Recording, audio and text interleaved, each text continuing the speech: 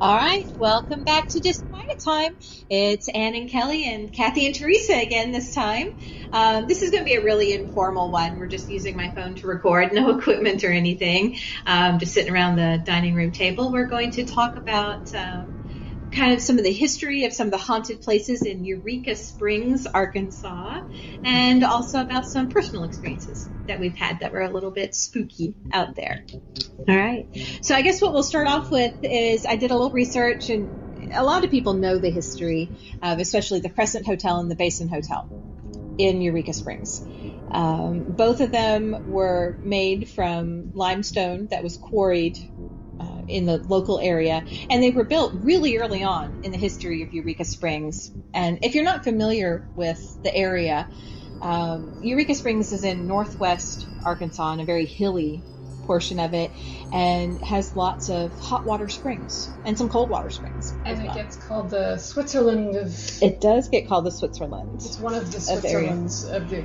Because Ouray gets called that too in Colorado. Oh, okay. For different reasons. It must be the Switzerland of Arkansas. Yeah. Yeah. But one of the major draws to Eureka, which really kind of is one of the reasons that Northwest Arkansas got so big, is because when Arkansas was first being settled, this area got most of the people, not because of its access to railroads or roads or anything, because all that was crap, but because of these medicinal springs that were there. So the Basin Hotel and the Crescent Hotel are two very, very old hotels there. But they kind of have a long, storied history. Like the Basin was originally built and actually burned down. And I believe there were some fatalities in that burning down, and that's where some of that haunting comes from, and then was rebuilt. And then the Crescent, which is further up the hill, was originally a hotel. And then, okay, let me see if I'm getting this right. I can't remember if it was a girls' school first or the hospital. It was a girls' school first. It was a hotel, and then that, because of the Depression, ended, and it became a girls' school, which, of course, that has a lot of tragic tales that go with it too. There were some pretty intense stories. Yeah, so because all girls schools and stuff, are not always great. Sorry. Yeah, so it was built as a very exclusive hotel, and so people were coming here from all over as a resort back in the Victorian times, and this was a very fancy place to come. So very fancy. So it was for the well-off to come here, and we did get a railroad then. Yeah, that's how we got a railroad. yeah. Not the other way around. Coming around in wagons and right. And then as hard times fell, it became an all-girls college. So we'll talk about some of the stories that we've heard for that and everything. But then after that, this is where it gets really dark. After the girls' school closed, it became a cancer hospital, but not like an MD Anderson reputable type of thing. An experimental. Yes, it was absolute quackery, and the things that happened there were pretty horrific. So if you think that hauntings or anything like that come from human suffering, this hospital did it. It was not good. But then eventually it closed down, and just off and on since then, it's been a hotel, but with different owners and different things. And they've had the same owners for a long time now. Right. Yeah. So when Dr. Baker had it, Dr. Baker was actually a total fraudster, right? Completely. So he knew nothing about it. I think he started out actually in radio, and he was like a radio announcer or had a radio show or whatever. And so he gets this bright idea that he's going to swindle people by getting this hotel and turning it into a hospital. People were coming from all over because they were desperate for their family members to get well. There was no cure for cancer. Yeah, there was no cure. So he had this magic elixirs, blah, blah, blah, all that stuff. And of course he had nothing, and people were coming there and dying. I think carbolic acid was part of his treatments. Yeah, he did have, and so he was doing all kinds of experiments, and he was basically these people were suffering. And kind of an interesting side note was just, I think it was last year or year before last, they actually were digging up some stuff in the ground. That's right. And they found all kinds of jars and stuff and medical equipment and stuff, and some of them had body fluids in it and things like that. So, not only was, he was doing all this stuff, but he was just dumping it out there and they were kind of afraid. I remember to open some of it because he was using things like acids and stuff, and they didn't know for sure what was in these, and they were kind of hesitant to. Yeah. I think the bomb squad was actually out there. Don't know if you're about to hazardous open waste a bioweapon. Right, exactly. They didn't know because he was Because he using didn't have polonium. records of anything. Right. Yeah. And so we were a little scared of what they found out there for a while. Yeah, and so anyway, so he ended up in having this hospital, and he ended up actually closing the hospital, leaving because he was getting found out. But then, as a follow-up, he actually ended up going to Mexico and doing the same thing in Mexico. Oh, no, I didn't know that. He did, yeah. So I don't know if he ever got prosecuted. And before he came to Arkansas, he had been run out of Iowa. I did know that he for was practicing medicine without a license. he'd been in trouble before. I didn't know he continued. Yeah, so he figured out how to swindle people, and he was a big swindler. He was great at it. So after he had the hospital, we can go back to that, but they kind of like started selling things and remodeling stuff. And so another interesting side note, so my aunt had bought some of this stuff, so we actually had a couch from the Crescent growing up, which was actually kind of the Baker era. I think it was either Baker or before. I don't know. This would have been like 40s, 50s. Yeah, no, it was before that. So it was like this little wooden like settee. Yeah. Oh, for It was the 1940. And Baker went to jail. Okay. she had a set of silver that was from there, and it actually said Baker on the back. So it was his own personal silver. So I don't know what happened to it, but anyway. It's kind of interesting. Same. So that was just how it is in Eureka, though. A lot of that stuff got sold off to locals and all that. So there's a lot of history still floating around there. Still there. Yeah, it's still there. I'm sure it's still in somebody's buffet in their dining room. Well, the Crescent is also attracted like Some old stuff, but not like that. paranormal shows like Ghost Hunters and stuff, and they actually that is one of the cases that they always cite that they can. And we'll talk about that here in just a little bit. But remember also, because of the healing springs, he also capitalized on that too. That not only did he have these miracle cures, he was here at the healing Center of the It's not just a new age woo woo thing that limestone is known to conduct energy, and so people assume that there are magical properties to the springs. Well, and honestly, even if you predate the European settlement, we jumped into the settlement of Arkansas. But if you predate that, I believe this was mostly Osage territory before that, and these springs were they were considered very important. Therapeutic. It's not just New Age, and it's not just American that limestone and hot springs are considered to be medicinal. Right, to be healthy.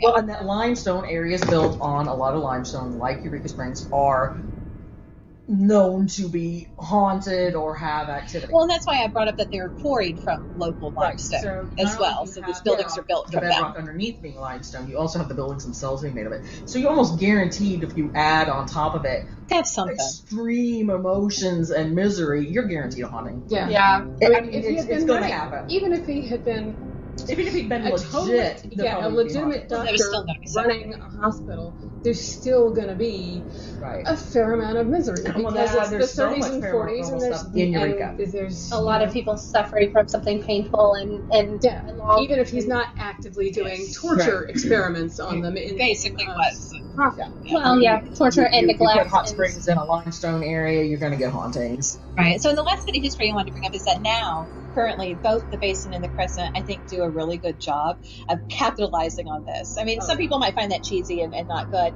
but I think it's interesting that they're really taking something that's a part of its history, and you can take ghost tours and history tours and all that stuff, and we've all done various things of that. I haven't done it's the interesting. Crescent itself. I mean, we've done so much history. I haven't been on the one that actually they do. Okay. It's incredible. We'll have to do it. We'll have to take you because they do. It's so much history. It's just that one that we went so many stories. Yeah, the Carrie Nation. The Carrie Nation tour in Eureka. House is there's some that was weird. That was kind of like that one cell at Jefferson City that got out, stood in front of the house, and said, I'm getting back on the bus. Bye. Well, and there wasn't the option to go in.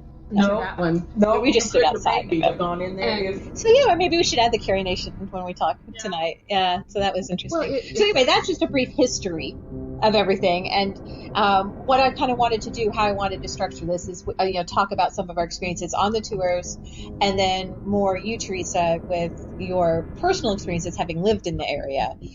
Because like you said, you have some of those things, and then you of course had your mother. Was it your mother's house?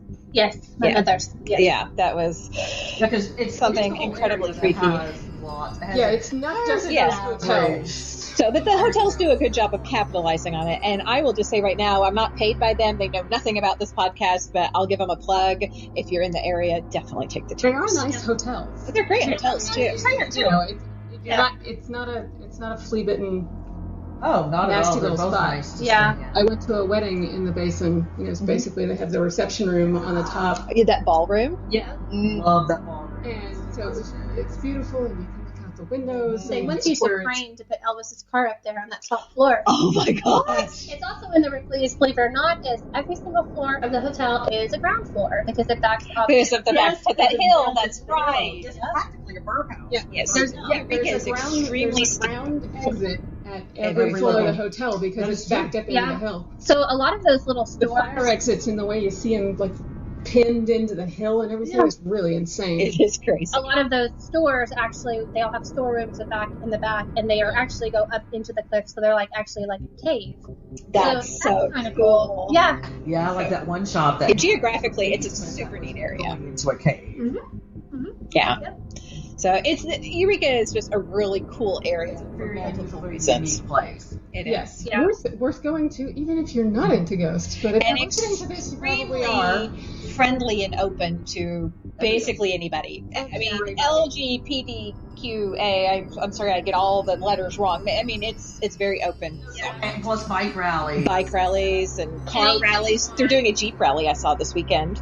And it's very diverse as far as like it changes too. So like growing up there, it used to be they have a passion play, so they have a huge statue of Christ. Everything was buses of churches going and everything. Yeah. Now it's more catered towards like it's very artsy, and there's lots of bikers, and then just there's different cultures and stuff. They have a couple of different riders colonies. And there's always been a very large, I want to say, hippie community. So, like, growing up, I never knew that everybody didn't wear tie-dye. I thought that was just a thing that everybody wore. Well, and the mayor who was... like a Satanist or something? Oh, yeah. So, supposedly a devil worshiper. So, yeah, I mean, it's like just... And then another one was on TV because he was caught skinny dipping at Hogscald Holler at the Spring Boogie. So, guys... I'm surprised that made the news. Yeah, because basically when we've been to Hogscald, I'm pretty sure almost everybody was... pretty much naked. So yeah. It was, Well, that's no place to do it. Right. And jump off levers. So why would he get in trouble? I guess it was the optics. He should have been more careful. Yeah. But anyway, so it's a very diverse place, and it's very interesting. The characters there are very, very, very interesting people. Yeah. Oh, yeah. And they've got a lot of old Victorian houses. Yes. The bed and breakfast they stayed at last year for the writers' conference was an old Victorian. Yeah, beautiful. Very cool. Very cool building. Now the one I'm staying in this year is a brownstone down by the railroad tracks. Oh, yeah. In that building. Cool. Nice. But the Victorian ones they get called the Painted Ladies because they're a lot of them have been turned into like bed and breakfast, broke up into different rooms. Yeah. But a lot of them are on the historical register, and so they're required to be kept up in the Painted Lady condition. And which is why a lot of them aren't private homes anymore, because not everybody can afford to do that. No. And when you're on a hill like that, your foundation's going to slide. There's upkeep. But okay, anyway, we've gone off track. way off track. But with the age of those houses, you have to wonder how many other ghost stories are there. Oh, there's so many. Don't make it onto the ghost tour because they're just somebody's personal, private ghost stories. Well, maybe we should start with that then. We should start with your personal, private one, and then we'll talk about the bigger tours. I don't know. I mean, do we want to talk about my mom's house, which is actually not in Eureka? Maybe we should say. But where was that in the Holiday Island? It's in Missouri, so it's right on the Arkansas line. So. Oh, okay. So it's a little ways from you, far. Yeah, I mean, we can talk about it. So it's still the same kind of geography. It is. It's also the Ozark Mountains. So my parents, so I grew up in Holiday Island, which is right outside of Eureka Springs. Eureka Springs was my school. Went to prom at the Crescent Hotel, all that stuff. So this is my hometown. But anyway, so when I was, 15, my parents sold their house, moved to Missouri. They bought a farm and little old farmhouse, and they like redid it and everything. And it was a little 2-bedroom house and beautiful. It had an orchard out there, like all kinds of cherry trees and apple trees and all this stuff, and great piece of land. And they put a lot of blood, sweat, and tears in it, fixing it up. So after a while, they built a barn, and they had all these horses and everything, and they decided they were going to add on a new master suite so they could have a little bit more room. And I'd already moved out. I'd gotten married by this time and living in Baton Rouge. They added on a whole new suite to the house and turned their old bedroom into the guest room. Well, also about this time, they had a sinkhole that started opening up in their pasture. Mm. And it's so deep, they really couldn't see the bottom. It just kept getting bigger and bigger. And another little thing to notice, they're really close to Table Rock Lake. And their water at their house is spring water, right? And it's delicious. It comes out ice cold. Doesn't matter if it's 105 degrees outside. It is going to be ice cold coming straight out the faucet. The best water you've ever tasted. People always want to come fill their jugs up at their house and all this stuff. Anyway, but I say that just because it's kind of interesting, the whole dynamic of the sinkhole and what all the stuff I'm going to tell you guys. So, again, this is a house. It's in limestone. Yeah, definitely. Water. And karst topography. Yeah, so it's definitely a cave that's opening up under there, and there's definitely underground springs where they're getting their water. Yeah. All this is kind of all tied together. They're not on the lake, but it's like literally less than a mile from their house on that track. So it could easily be a spring. Like we are here with Beaver Lake. If you go that way, we're maybe 2 miles is the crow flies. Yeah, so it's just right there. Actually, it's less than a mile. Like you pass it, like it's on the other side of the road. Like it's right there. And so, anyway, right across from their house was kind of interesting, too, when they bought it, was its old church, like a single-room church. It was so old that it was no longer white, it was just boards falling down, and I was always really fascinated by it. Mm-hmm. Anyway, but, so I was living in Baton Rouge. I'd been living there for some time. My parents had already moved in their new master suite, and I never actually lived with them in this house. So I didn't, I'd always come to visit and everything, but I didn't really know a lot of stuff that went on. And so they're in their new bedroom. My husband, myself, and I think I had 2 children at the time, were there. Oldest son was in the other spare bedroom, which used to be my little sister's. And we're in my parents' old bedroom. And, we went to bed that night, and I don't know what time it was, but it was in the middle of the night. I could hear this, talking. But it wasn't actually, I couldn't understand the words. It was, almost like it was coming through, the electrical wires or something. It was very staticky, it was coming through a phone or something. Nothing in there, and I should mention that my parents' house is, way out in the middle of the wood. There's nothing around them. There's not any neighbors. There's not anybody that can walk by. There's not traffic. I think there's maybe 2 more houses past theirs. There's nothing going on. Complete silence. So I wake up and I'm hearing these people talking, but it's I can't understand what they're saying because it's just too far away. And Is it maybe outside, on an outside wall or an inside wall? Well, it sounded like it was in the wall. In the wall. Mm-hmm. And so I'm what the heck? And I'm sitting there. I sit up in the bed and I'm trying to figure out where this is coming from. What? Yeah, are you hearing your folks in the other part of the house? Is there a weird connection? Yeah. Well, their house is all the way on the other side, their bedrooms all the way on the other side of the house. So you're not hearing them. There's not a TV. There's nothing like that. There wasn't really cell phones at the time. And so I'm trying to figure it out. So That's dating ourselves. And it's probably not going to be coming through the ductwork either, because ductwork in these old houses isn't the same kind of thing. Yeah. They weren't connected. That's what I'm saying. Exactly. It's not. Yeah, and this house is probably from maybe the 20s or something. It's just an old. Yeah. So I wake my husband up and I'm like, oh my gosh, do you hear that? Is there somebody outside talking? What's going on here? He hears it too. And you know, we get up and we're like looking around. There's nobody outside. There's nobody up. There's nothing. But we get back in bed and we start hearing it again.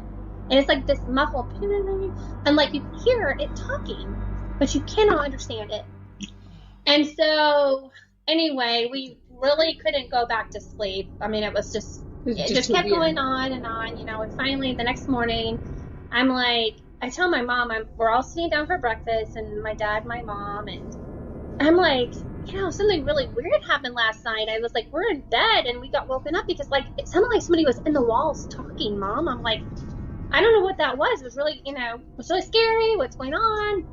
And she and my dad just looked at each other, and they're like, yeah, that room's haunted. And I'm like, what? I'm like, you put me in a haunted room? And they're like, yeah, we hear it all the time. Like, there's a ghost in there. That's why we built a new master suite. And I'm like, and you didn't tell me? And anyway, so you know, that's the ghost story. So some people wouldn't put me in that room. I'm probably not going to hear anything. Yeah, true story. So you're an anti-ghost. As I am. But it was really strange, and you know, I didn't imagine it. My husband heard it all too. Yeah. I probably assumed it was squirrels in the walls or something, because that happened to Michael and Howard at a house in Fayetteville. Squirrels in the wall making weird noises. No, it was definitely talking though. But they didn't describe it as anything like talking. Yeah. It was. So yeah, that. It was just like you just couldn't quite hear the words, but you knew it was two people talking, or more. It was people talking. So it was more than one voice. It wasn't just somebody saying something. It was a conversation. It was conversations happening, and you just couldn't quite grasp what they were saying. I heard the same thing with 13th Street. You did? And it was just really weird.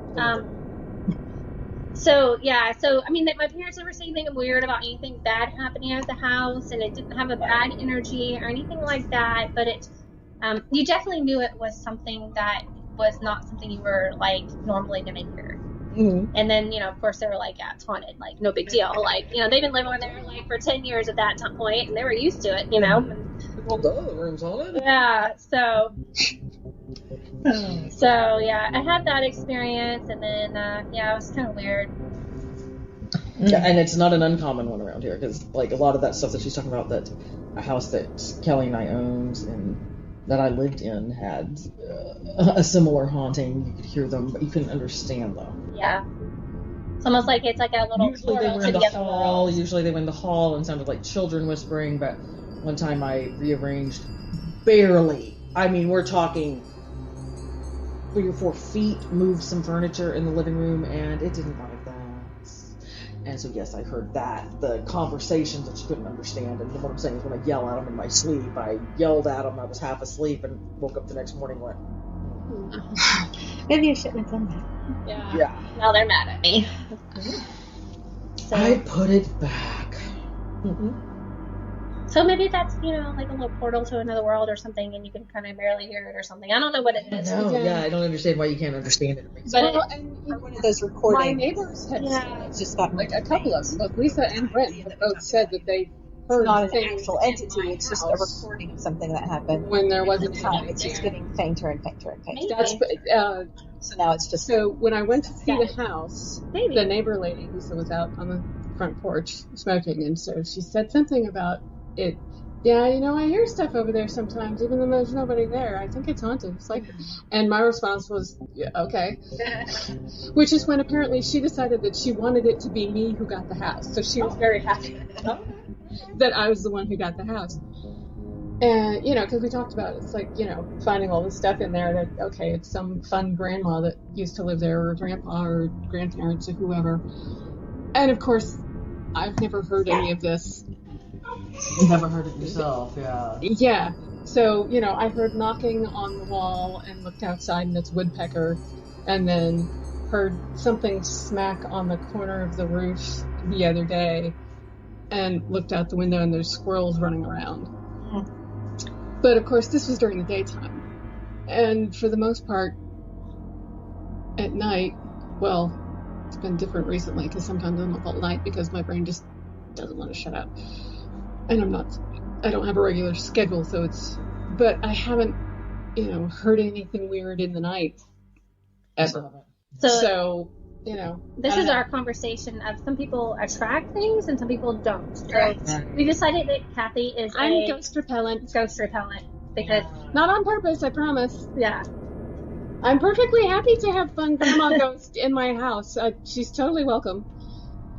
So basically, though, just north of Missouri, you're having those experiences. People in Eureka have a lot of those experiences. Right. We're just west of Eureka here. Right. And I always felt like the opening had something to do with it. Well, I don't know when it started. But I always feel like there's some kind of correlation with the sinkhole and the, the haunting or whatever. And the funny story is, so my dad got remarried to somebody, and his new wife moved in. She has a daughter or whatever, and I swear she's just like me. And so my dad was like, oh, Dad, let's put on a sinkhole. What if we might find an artifact down there or something? He's like, stay away from here. You're not allowed to go down there. You're going to get hurt, blah, blah, blah. So my dad and my stepmom go out of town, and my new little sister goes down there when nobody's home. Oh. With a friend.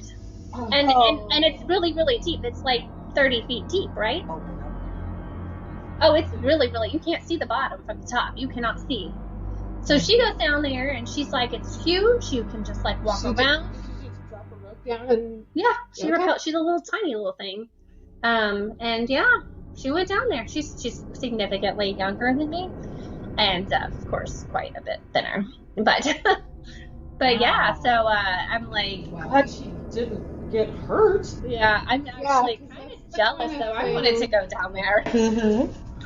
Your folks didn't go out of town enough when you were that age. Yeah. You were already a grown-up by then. She didn't live at that house, so. Yeah, I would if I would have been her age. I would have been doing the same thing. But. Yeah, since you rode that Barbie car down the hill. So. Oh yeah, totally done that. But yeah, I'd probably still do it if I had a house and watched for them. But is it still getting bigger? I don't know if it's getting bigger. My dad's got it all like. I was just say, do they still have that property? Yeah, they still have it, and it's kind of like fenced off. Not really fenced off. He has like little barriers around it and stuff. But yeah, it's still there. Still made Jeff when we went over there and he met my dad. I made him go out and look at it. He's like, yeah, it's a hole.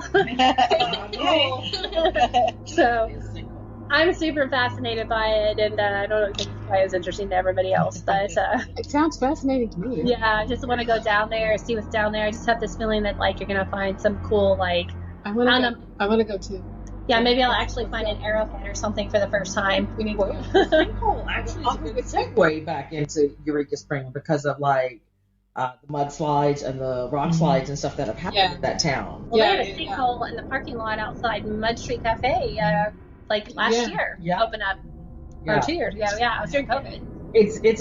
It's such a fun town. You see it's built on rock, and your missile. And the reason is this is solid, this is steady. No, this is limestone. No. It's all been permeated. These beautiful houses. You're going to be doing foundation work all the time, constantly. And the reason that a bunch of the stores are in like little basements and stuff is because of mudslides. It used to be where the street level changed because of the buildup. Yeah, so the sinkhole, that is not unusual around here. That is a feature of the area. Mm-hmm. Yes. Everything's kind of built on a hill. Things slide. Yeah, this isn't solid rock. This is This is a vast plateau that has been eroded by water for millions and millions of years, and none of it is solid anymore. There's like a lot of shale and stuff in the rock here. Oh, yeah. Well, like that whole cliff down at Chester is all shale. And so I find ammonite down there all the time. The sidewalks are like still the limestone sidewalks, and that's kind of cool. And when you're walking up on Spring Street, they actually have like little grates and holes in it because they have a whole thing that's called like Underground Eureka. So it's really just a Victorian fire exit that people could go out, but it was used for other reasons too. So you can get to certain hotels, like the Alice Hotel secretly, which used to be a brothel. And secretly has quotes around that because that was not a well-kept secret. Well, yeah, because they have a sign that's actually a penis. But, yeah, it's not a well-kept secret. But the boys love that. yeah, everybody loves it. How can you not love it? It's a neon lit up, wiener. But it's just gaudy and funny. You gotta embrace the Quirky, the camp and the. Right, Kelly. What else about the basin? The crescent did you want to talk about? Well, we could talk about some of the tours we've taken, some of the history tours, and kind of how that's set up. And I have some friends that have had experiences there, in the crescent. In the crescent. So my times I've been there, not. Yeah, I know. Yeah, and you even stayed in one of the allegedly haunted rooms, didn't you? And in the basin too. Yeah. So in the Crescent Hotel, the basement actually used to be the mortuary, so it's supposed to be the most haunted part. But funny story, back in like the 50s when my mom was growing up, it used to be actually the town hangout because they had bowling alleys down there and things like that. So everybody would go do bowling and have like a little fun night out. In the old morgue. So the morgue, and then as I'm growing up, I hear these stories of there's like bodies buried in the wall and all this stuff, which I don't know if that's true or not, but it was awful scary growing up with it. Yeah. So my niece, she's she didn't really know a whole lot about everything and all this, but her boyfriend was working there for the summer, and they had like a little bar at the top. It's actually called Doc Baker's Bar, and they kind of capitalize on that whole horrible thing and have drinks made and stuff. Just the whole haunted thing. Yeah. So it's, when you think about it, it's really kind of not very nice, but it's all They didn't choose the best person. Yeah. But it makes it scarier and all that. So anyway, they have a kitchen down the bottom, and people can order pizza. And it's actually good pizza too, by the way. And so he's delivering pizzas, and they also would, deliver pizzas from the kitchen to rooms and things like that. And he actually saw a man, and then the man just disappeared. He was a ghost. So yeah, it was super weird. Freaked him out. He's just a teenage boy, and then definitely wasn't making it up, and that happened. And then somebody else I know was working in a t-shirt shop next to the Basin Hotel, and the exact same thing happened to her. And the man they described is still the same person, right? So it's a man. He's wearing a hat. He's an older man. The same one in each place? Huh? The same one in each place? No, but the same man is also known to be seen around town. So he's a wandering ghost. He's just some guy. He's wearing kind of an old-fashioned suit, wears a hat. I don't really know who he is. I'm sure other people have identified him or something or whatever, but she said he literally walked through the wall on the store that connects to the basin. Mm-hmm. So probably. I don't know that. So two different people have seen the same man that I know that he just kind of just is there and just disappears. He's just just walking around Eureka. Yeah, wearing the same clothes. And there's also been known to, you're sitting in a bar at the Crescent, and he'll just be there and then not be there. So you don't really realize he's not a real person, and then it's just gone. So, I personally never experienced it, but I've heard multiple people say the exact same thing. So, and I've never, for whatever reason, in the Crescent, I've never come across anything. We did do the ghost tour. That is super cool. Mm-hmm. They take you around the whole thing, and they tell you some about the history about, what Baker did in certain areas and what it was when it was a school and those things. But when they take you downstairs, oh god. Yeah, and now it's a spa, so it's like, you're supposed to go down there and relax with the ghost.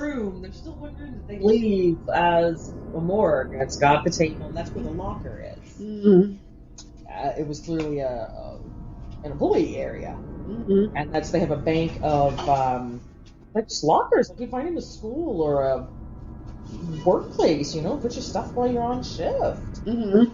And it's super duper creepy down there. There was the big industrial sinks and stuff that you could tell that was meant for washing up bits, man. That wasn't kitchen prep. That was This was morgue stuff. This was disposal.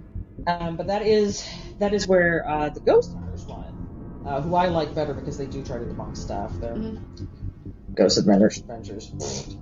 They find everyone haunted. They were down in there and they had the thermal camera going and we're kind of painting around the room. I wish I knew which episode it was. Maybe I'll try to find it so we can put it like the show note thing. I might have it. Hold up here. And when they panned past the lockers, nobody had been standing there. They were both standing behind the camera. There's this was an episode in 2007. Okay. On Ghost Hunters, the cast came to see what they described as a quote full body apparition on their thermal image. Yeah, it was like a thermal imaging camera. It was like a thermal image imprinted into the metal lockers. But it was so detailed. You could see like almost like a Civil War era cap. But you could see the details of his face. I mean, you could see all of it like it was a living human being standing there on the locker. And also the letters were glowing like they were hot. Oh, yeah. Wow. And if I remember correctly, and they have never been able to recreate it. They have not been able to debunk it. And so, like, there's a book they have, and they've done several things where they're saying, here are the things that we just absolutely could not debunk, and that is always one of them. That they've never been able to figure out what actually happened other than that was a ghost. It's deemed one of the most haunted places in the U.S. It really that's the reason. But even without the ghosts, it's got beautiful rooms. It's got great history. Massive fireplace that is super interesting. Yeah, they have a hotel cat. A hotel cat. Yes, and the hotel cat. The original one was Morris, and they has her own door. Yeah. The beautiful gardens. They have beautiful gardens with the like the little church, little chapels and stuff outside with the gardens with the statuary. Well, and the one is a church that's down like across the street. Also a dark place, believe it or not. Is it? Really? Yeah. The only church that you enter through the bell tower because it's built on a hill. Because it's Eureka, and there is no such thing as a flat surface unless it's man-made. There is not. This is very true. Yeah. But any naturally occurring flat surface is completely accidental. There were several deaths associated even with the time as a school, and of course countless deaths when it was a quote-unquote hospital. Yeah. But people now have weddings there all the time. I mean, those gardens are beautiful. I'm not kidding. Yeah. And a hotel room. And like in Christmas, they have all the little Christmas trees that different local. We have a wedding there. People sponsor. If I was, Christmas trees. ever get married, but yeah, the Crescent has lots of weddings there. They have the bar. They have lots of. My high school prom was there. Yeah, that would have been really cool. Yeah. That would have been so much better than our high school cafeteria. Not even the gym. So we did that tour. That was fun. That's worth doing. Absolutely, everybody should do it at least once, I think. Kelly and I did the basin tour. Did you do the basin? I've never done the basin tour. I haven't done the basin tour. Kelly and I did it, and I will be honest, we had a couple cocktails beforehand. We ended up a little overserved because that guy was being creepy. And the bartender was a woman, and to keep us there so that he wouldn't follow us, she kept bringing us cherries that had been soaked in something just so we would sit there and keep kind of hanging out. There's cherries here. Type of thing. Yeah, so we ended up a little overserved. And the guy still followed us after. Yeah, that was a little creepy. But yeah, we did the tour on that, and it turns out while they were going down the hallway that we were staying in, she was talking about some rooms there that were haunted, and Kelly and I believe we said at the time, oh, our room's right here or whatever, and she was like, okay, moving on. We're like, and so afterwards we asked her, and that our room was supposed to be haunted. It was supposedly a cowboy, if I remember correctly. Oh. Was that it, Kelly? It was a cowboy, and he would come into the room, and he would lift the lid on the toilet and pee, and then leave the lid up. And I was like, rude. That's just rude. You probably sprinkled on it too. Yeah, just rude. Yeah. So we, of course, I mean, the girls, we had already shut the lid anyway, but we made sure the lid was shut and everything. We did everything that we were supposed to do. There was something else, wasn't there? Like we had to leave a certain door open. We had to. There was something else that we had to do. So we did everything they said we were supposed to do, but the ghost did not visit us that night. We were disappointed. We were very disappointed. So there was that. We did the tour. That was fun. Lots of people kept saying that they were seeing orbs. However, while tipsy, we did debunk that. I apologize to anybody in that hall that night. This was several years ago. I'm sure you still have not forgiven us. It was dust. We had orbs in that press at one time too, taking pictures. But it was weird. It was like right after the tour group would walk down the hall, people would turn around and take pictures and be like, "Oh my God, orbs!" It was dust. So we would like running up and down our hallway and then like orbs, and then we'd let it settle for like 5 minutes or so, take more pictures. No orbs. Did it only show up in your pictures? I mean, we couldn't really see the dust, but it reflects light so much that. Especially it was only when stirring up the dust in the rug. Yeah. We have to like run stuffing our feet. So it was dust. Yeah. But there were a couple of pictures that they were weird. They didn't look quite like dust in the pictures, but but the basin is just super cool too. It's much like the Crescent. It's got the old architecture and the fun old furniture and a couple of places to drink. We went to the St. Patrick's Day, I think right before COVID actually. It's like one of the last things we got to do before COVID, went to the St. Patrick's Day parade and had because mid-March would have been. Yep. That was at one of the bars in the basin, so that was fun. Yeah. But then you were with us, but were you with us for the bus tour, right? No? After we came back from Vancouver. Yes. Okay. Yes. It was supposed to be a walking tour, but there was rain, so they had a bus, and they kind of combined a couple of things and did a different version of the tour based on the weather. Because, of course, the ghosts aren't limited just to hotels. There's the Carrie Nation house, as we said. That one was creepy. She apparently very much is still a teetotalist and is unhappy with people who drink in her house. Well, because it's getting remodeled, and someone had just died because remember it was being remodeled, and there was a roofer on the roof who was drinking beer, who fell and died, and this was just recent. I didn't say she was nice about the fact that she didn't like people. Drinking in her house. Felt very heavy. It's actually for sale again. Oh, right now. I wouldn't buy it even if it was free. Not surprised. Yeah. It did not have it didn't have a good feeling about it. Yeah, I did. Yeah, and I saw it in daylight too, because when I went up to Eureka,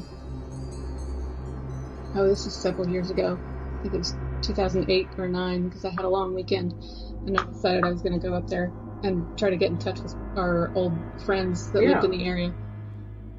And so I got the time it snowed. Yes, and then it was gorgeous the next day. But the day I got there, it was still gorgeous. No sign that it was going to snow during the night and most of the next day. And so I had gotten there in time to look around at a couple of things. And so I stopped at a place by the visitor center. And there was a lady she was dressed up in Victorian garb and drove me around in her van as a tour. Oh, that's nice. And so we stopped by the Carrie Nation house, and she was actually the owner of it at that point and was working on the remodel, doing stuff. And so she had told me some of the stories about, there was, it wasn't anybody famous or important or anything. It was, somebody who was waiting tables at one of the local restaurants or something, and she was just having a margarita in her house, and I don't remember what happened. Something negative. It wasn't a death in that case, at least. But something was clearly very unhappy, apparently. So it's and like at the end of that tour, that's when they let us go into a couple of those tunnels. Yeah. Across the street there's they had actually dynamite in it and made a little cave when she'd stored meats and stuff there or something, or that would make like sense. an ice house. I mean, it acts as a natural refrigerator, so it makes sense. Yeah, I remember there was a story. Yeah, something about a couple. I don't remember all the stories. There was some story about a young couple. And then on this tour, was that the one that? And then something that if you're about a couple and you go up there if you're having trouble having a baby, you will conceive or something. Wasn't that the same case? That's actually was that the other case? That's actually I think at one of the springs. Okay, I thought it was related to that cave. There was some ghost story about a bank robbery. Oh yeah, the bank robbery. Too, wasn't there? Yeah, Eureka Springs bank robbery. They like recreate that every year too. It's like a little parade and fun thing. So let's celebrate a bank robbery. Yeah. Well, Yeah. I mean, it is Eureka. Well, so I bought tickets today actually to go to the Barefoot Ball. This is totally off track. So it's kind of an interesting little history thing. So remember that show Truth or Consequences or whatever? Was it? Oh. So basically this couple won, but they had to come to Eureka Springs and they got a free vacation, but their consequence was they had to be barefoot the entire time. And so basically they came and they were walking around Eureka and they were barefoot the entire time. They're from California. And they thought it was so cool because they were on this show. And basically they decided to give them a ball in the auditorium. And so they gave this couple a ball at the Key to the City and everything. And lo and behold, the Barefoot Ball was born. And so then they turned it into something. Every year there's also the folk festival. So they do folk festival Queen. And yeah, it's in the library, in the historical museum. They told me. Anyway, so they do the Barefoot Ball. So everybody has to check their shoes when they go in. And they have dancing and all of that. And they used to have like square dancing and all this kind of stuff. So anyway, the original couple that the ball was for, I guess maybe about, I don't know, maybe 10 years ago or something, they actually flew her back here and did a ball for her as the guest of honor or whatever. That's cool. Yeah. And then there's also, like 1972, they did the Barefoot Ball, and they got a little rowdy, and the police were called. It was in the 70s, and my parents were there, and it got a little rowdy, and there was like a brawl that came across. Police came and they said, "You guys break it up, or we're gonna drop the tear gas." And guess what? Nobody broke it up, so they threw the tear gas down. Tear gassed the Barefoot Ball. Somebody picked up the tear gas and threw it, and it went down into the ducts, which made it even worse. Oh no! So spread under the street. People were like jumping out windows and everything else, and they abandoned the Barefoot Ball, and it was like the legendary one. So then they didn't have it for a while because it was too rowdy, and now they're bringing it back. Cool. That sounds awesome. When is it? November 11th. Hey. So it's not a ghost story, but no, but it's cool. It's kind of cool. It's local history. Local. There's a lot of stuff there. There's just It's very interesting. Yeah, for a small town, and a lot of very small town. A lot of stuff has happened. Well, because it has been a tourist attraction for over a century. It's because you're bringing in not just the locals, but all those other people, whether they're just passing through or they moved there or they've always been kind of local, like my friends from out at Chester, who then eventually bought a house in Eureka and had like 3 different jobs, because that's how you manage to survive in the small town if you're not going to drive to Rogers to go to work every day. Yeah.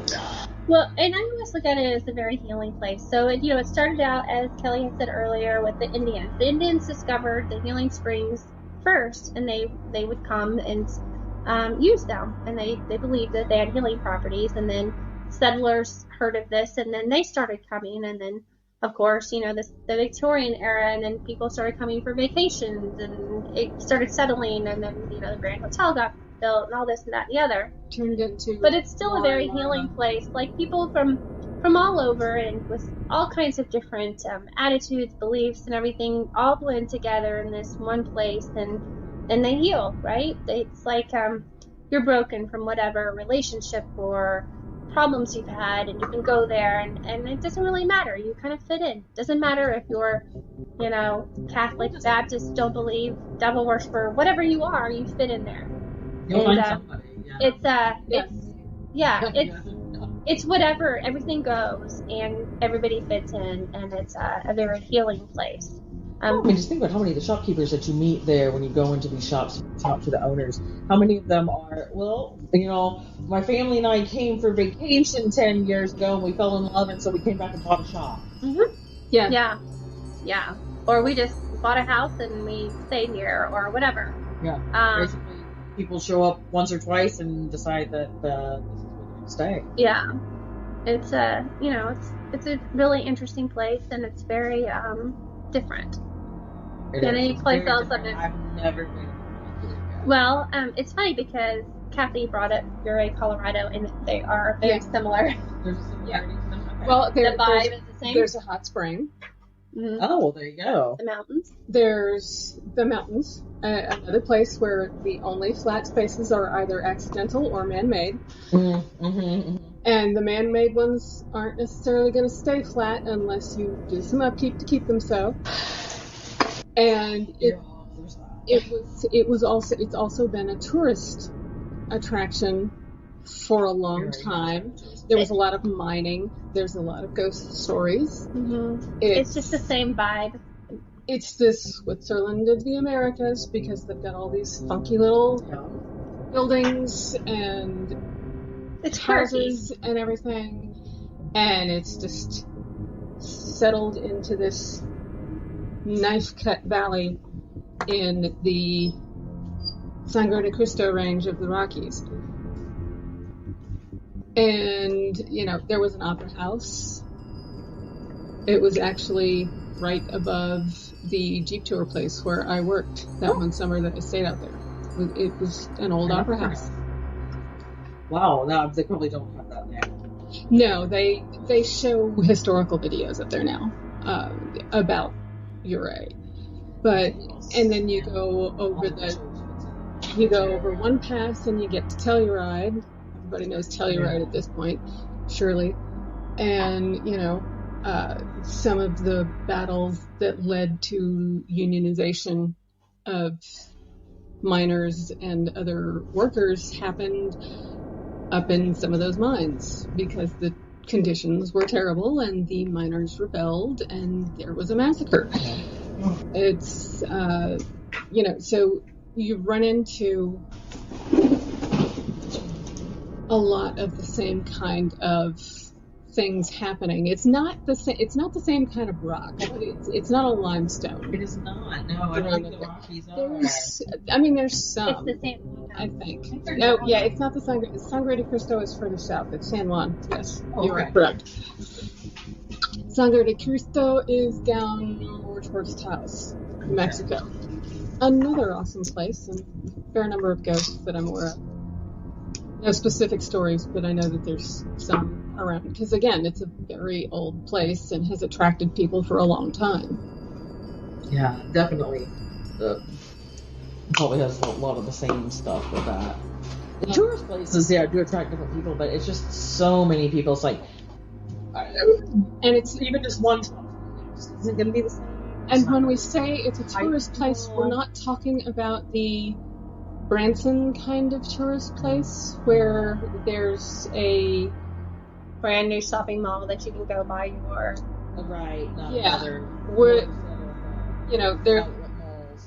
there's not a go-kart place every mile or so on the road. There's not a mini golf. I would say not wedding chapels every corner, but that's not true. There are in Eureka. It's a very popular place to get married. Yes. There are lots of places. I wouldn't say it's necessarily geared towards children, though. It's more of an adult place. But it's not a commercialized tourist. It's not nearly as commercial as. You know, you don't have a lot of chains in that town. I don't know if there's any chain anything in that town. There's a Pizza McDonald's Hut and Pizza There's a Pizza Hut. and a McDonald's. McDonald's. You're not the only person to say that is the best Pizza Hut ever. It is the best Pizza Hut in the entire world, and I love it. And I always want to eat the pizza only there. person to There say you go. that. But I think it's because they've never changed their pans. But outside of, well, hey, cast iron history. Seasons. History. I mean, You're eating the history of Eureka. but yeah, that's the only two chain anything that I can think of. There's a Subway now. It's new. Oh, But like okay. even the grocery store and the pharmacies and stuff, you find the little pharmacies. Yeah. There's That's not quirky. there's not a Walgreens. There's not a CVS. There's not a Kroger. Oh, don't forget the wineries. Oh yeah. There's a couple wineries. Kills Creek and this one. Freaking. The other one's out towards, towards Beavertown, which, by the way, is where another place I grew up until 4th grade. And there's this amazing swinging bridge you drive across that's lovely. You have to go see that. I haven't been there. Oh, ever? No. Oh, we're going. We're going. Well, no, if you're there, you can also stop by. Oh yes, I haven't been there. What's wrong with you? I haven't lived up here. There's a couple of Fritz kites, so we'll go in March when they have the kite festival again. Yeah. Well, if we go But before I think they then. have some of the Lion King cats there now. Turkey. I don't know if they're for people to see. Oh, yeah, they do. Maybe You mean Tiger King? Yeah, there are Tiger Kings. There are. We just went. They have the absolute cutest grizzly bear. We were watching it. The wrong animal. They're the cutest grizzly bear. I swear he loves you. Yes, he's the one that Conrad was just learning to talk. And So- I was afraid he had a changeling from Boston Yeah. because he kept saying bear. Yeah. Bear. I Yeah. really like the bear. I really like the bear. I was like, you got the wrong child. We got suckered into sponsoring the bear, so we have free passes for a year if you guys want to go. What's the bear's name? I forgot. I forgot to. But look, I have a bracelet Oh. that's for the bear. That's actually the bracelet actually helps pay for its enclosure too. So on. Kelly, what was the name of the bear that Conrad decided he was from Boston when he was a baby? Yeah. Bear. Yeah. Yeah. So John the Cock. What was the name of the bear? We were very afraid. Leslie Cocky. I never went and saw it. I do too. Yeah. Sorry, everybody from Boston. I actually love all you. Go right. But you have to admit that you have an accent. Yeah. We may have deviated somewhat from the. Kelly, if you want us to wrap this up. Yeah.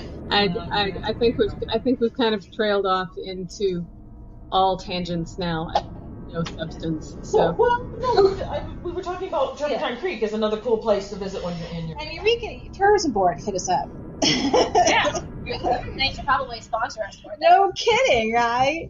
So anyway, I think we are going to wrap it up from here. I'm sure we'll keep talking once I turn this off, but that's all for y'all. Okay. Bye, y'all.